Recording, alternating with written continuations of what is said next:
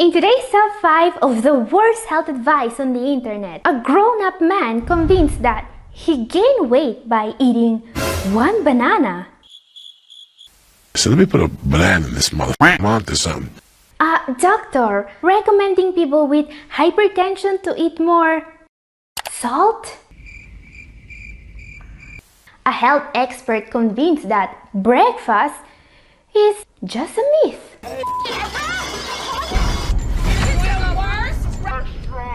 And more. Hello everyone, Catherine here. I've been working with people suffering from kidney disease for more than 10 years now. And let me tell you one thing. Giving people the right information is just half the job here. The hardest part sometimes is convincing people that what they heard on the internet is just wrong.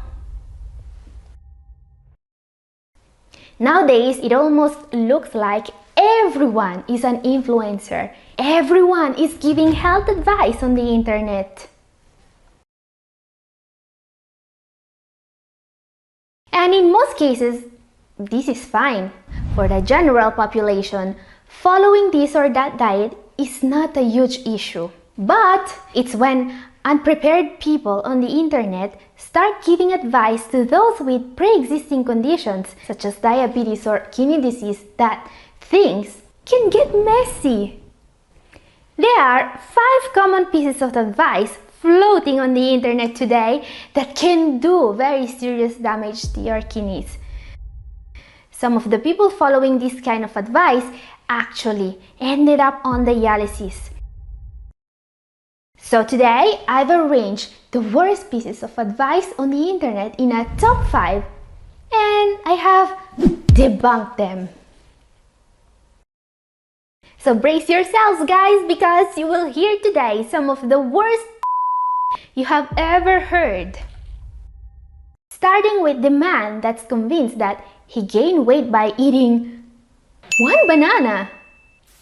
Eating a banana and putting a banana in a blender is 2 different things. I did not know that. One day I said, let me put a banana in this motherfucker just to see it. I'm like, damn, this is delicious. I'm onto something. I gained weight that week. I didn't know what it was. From the banana? When you blend a banana, it's 8 points.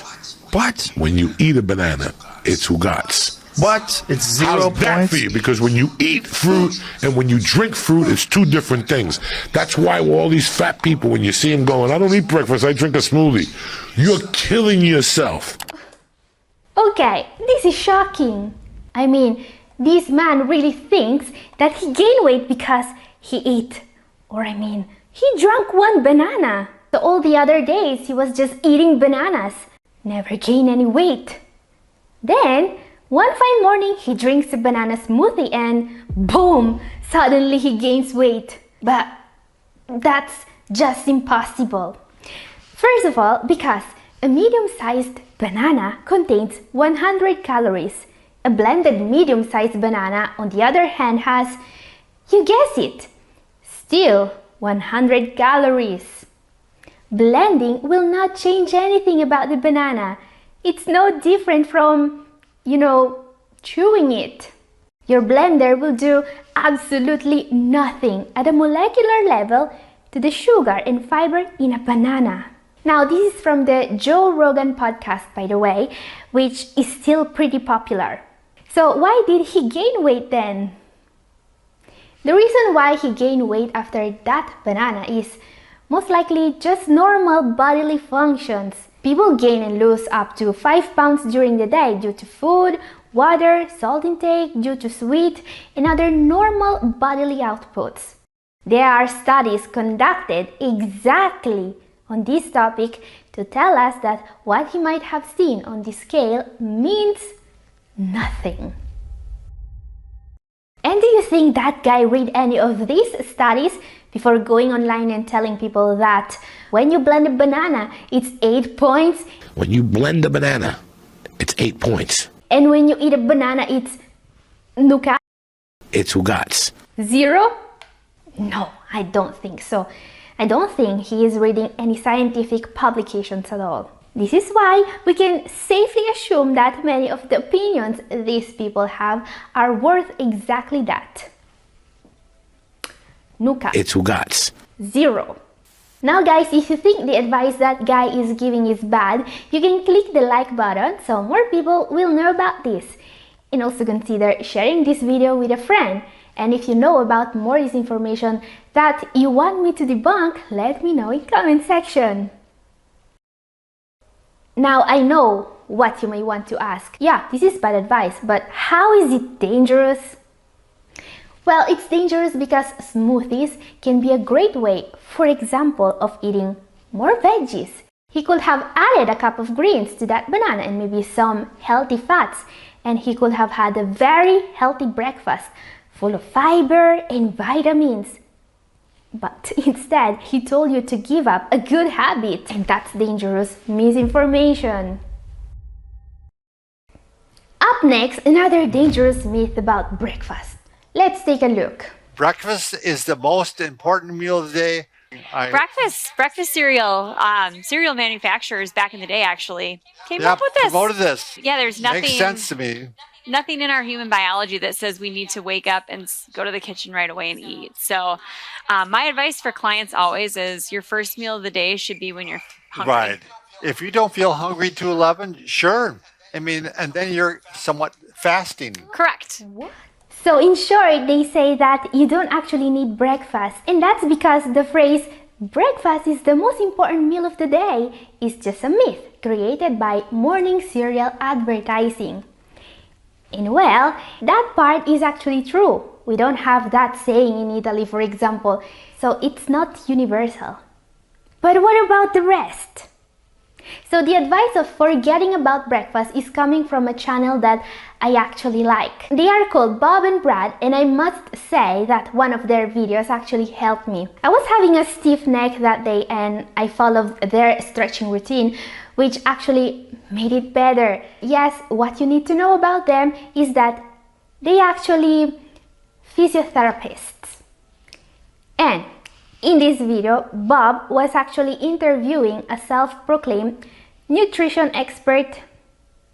But how bad can actually be the advice of not eating breakfast unless you are actually hungry? I mean, no one can end up in dialysis by doing that, right? Right?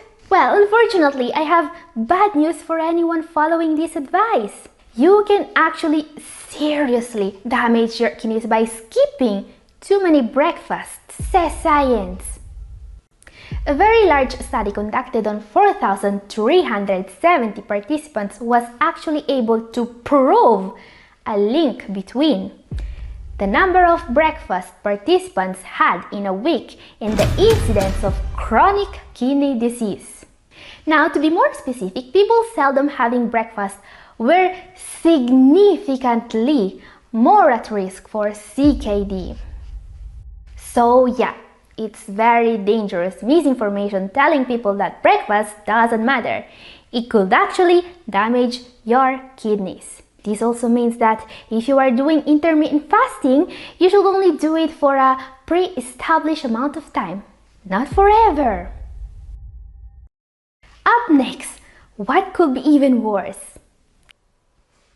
Drinking Himalayan salt water can do wonders for your body. The Himalayan salt provides the body with electrolytes, which regulates hydration. Some of the major electrolytes the salt provides include sodium, potassium, calcium, and magnesium. Millions of people worldwide are suffering with high blood pressure. Decreasing the water retention will decrease the possibility of having high blood pressure.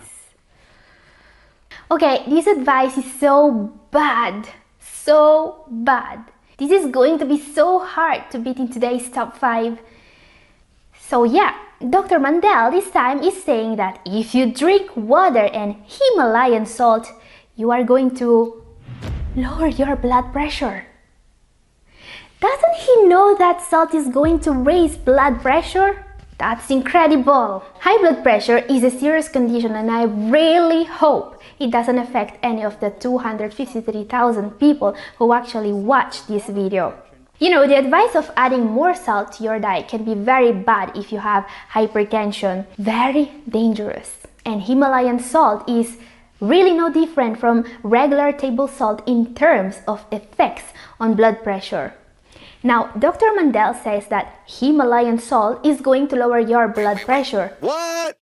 Because it contains potassium and magnesium. And while it's true that these two minerals can have a positive effect on the blood pressure of someone who is deficient in them, do you know how much potassium and magnesium are you going to get from 1 gram of this salt? You will be getting 2.8 milligrams of potassium and 1.06 milligrams of magnesium.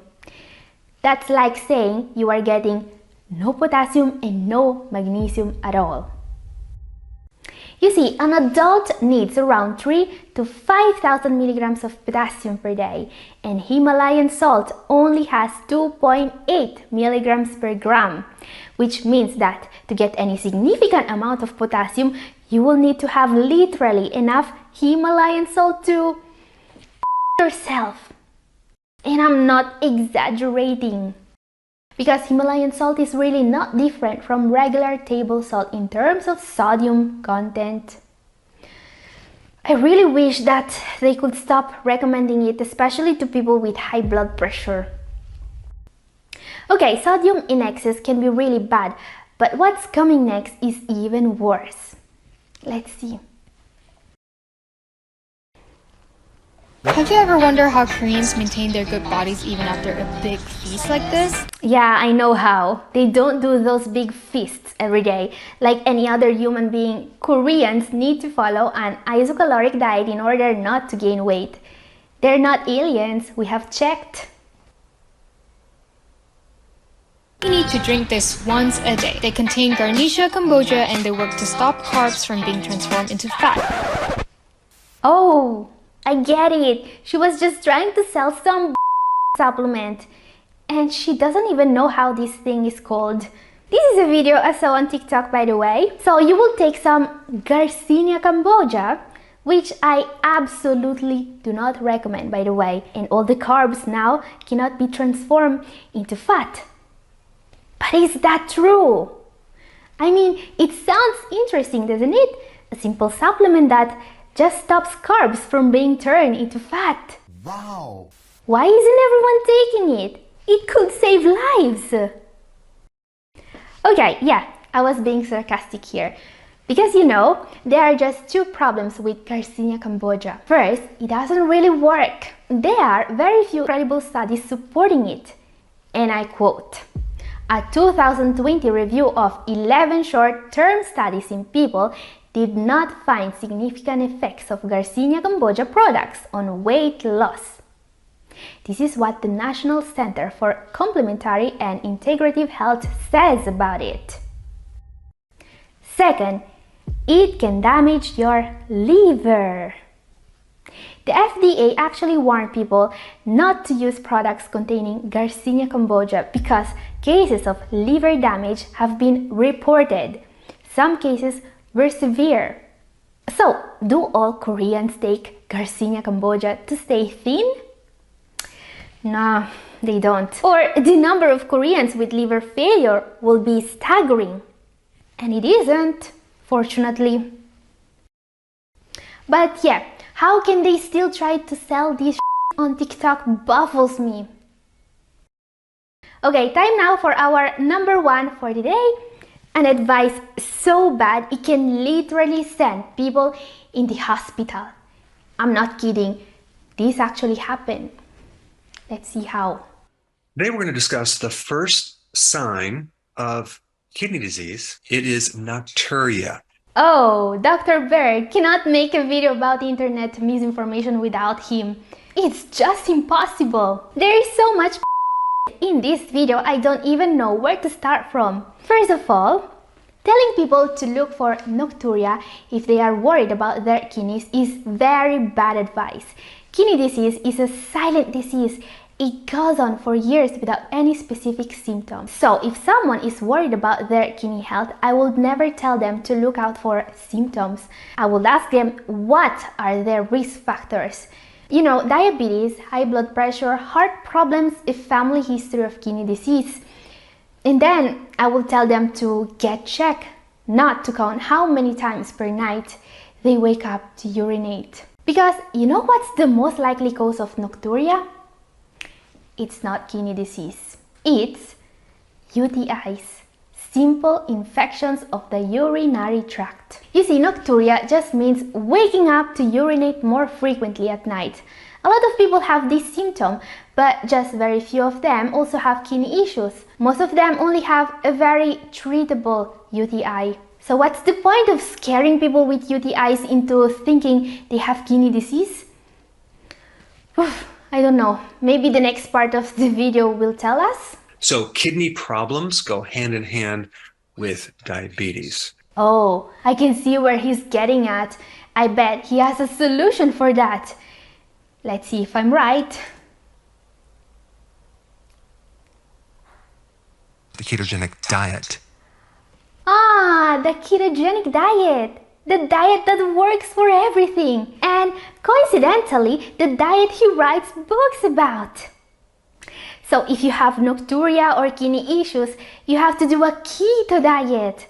Very solid advice, isn't it? And you know, guys, sometimes in the past when I said that the keto diet is very bad for the kidneys, some people in comment section didn't believe me. They say, but Catherine, if kidney disease is often caused by diabetes, wouldn't a diet very low in carbs actually help? That's a tough question. It's my word against that of Dr. Berg here, isn't it? Or maybe I'm wondering if any studies have been conducted on the effect of the keto diet on the kidneys. Ah, wait, it just came to my mind that a very large, very compelling review of studies has been published on the very topic of the keto diet and its effects on the kidneys. Here it is.